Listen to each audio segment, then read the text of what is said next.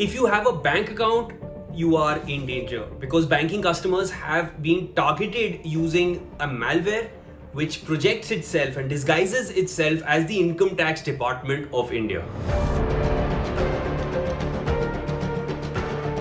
So cyber criminals are making use of a malware which disguises itself as the Income Tax Department, and it tells banking customers that there is a pending income tax refund in their name.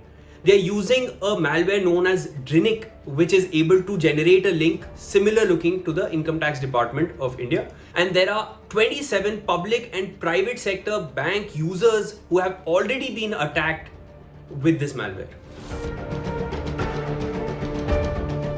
Now the criminals are using this malware known as Drinic, which essentially generates this link which looks very similar to the Income Tax Department website. Now at first glance, you will not be able to tell that it is a fake link. You will click on it because they lure you by saying that there is a pending income tax refund in your name.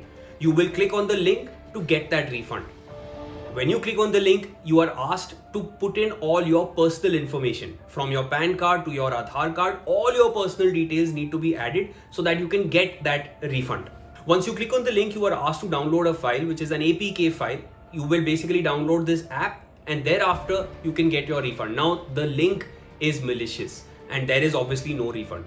Now once you install this app, which looks like the Income Tax Department app, it is not, and all it is doing is actually gaining access to all the details in your device. So it will seek permission for your SMSs, for your call logs, and it will gain all that access. Once you give it that access, you may feel that all your details are being processed on the app, but instead all your details are being passed over to the hacker. As per the advisory issued by the IT Ministry, when you fill in the amount for your tax refund and click transfer, there is an error on that page.